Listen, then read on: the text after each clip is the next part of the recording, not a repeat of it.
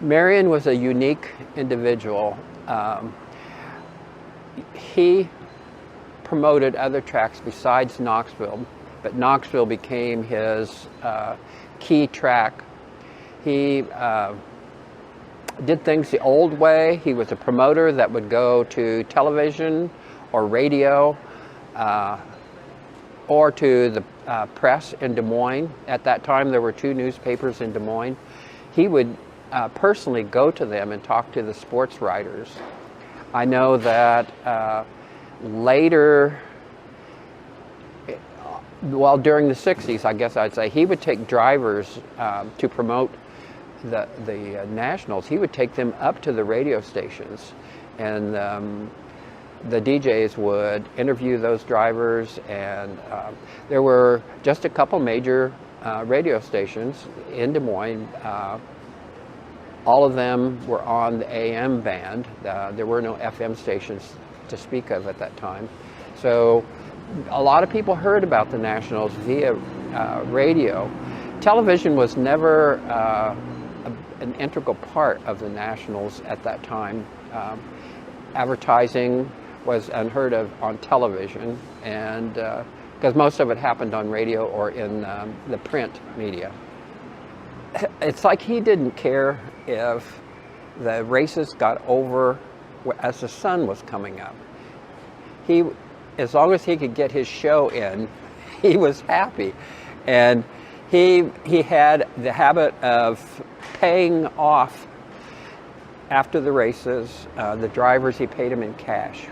Pull huge rolls of money out of his pockets to pay to the drivers.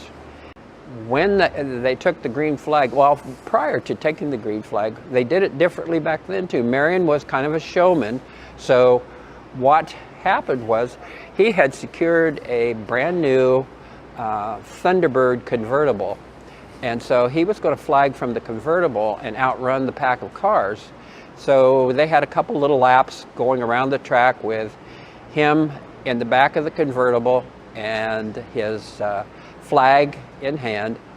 And so when they came around turn 4, the Thunderbird was a ways ahead, happily, and he threw the green flag, and then they roared on around the track in that Thunderbird, and he came in.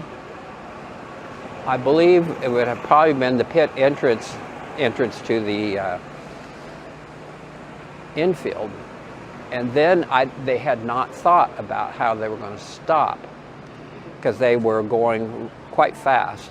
And so when they did stop, I was talking to the man who was driving the Thunderbird, and he said that Marion had not held on to anything, and when he put on the brakes, Marion flew clear up to the front seat of the car with a flag in his hand. He and his wife, Marion Robinson, were just a really unique couple. I have not seen a couple like them since.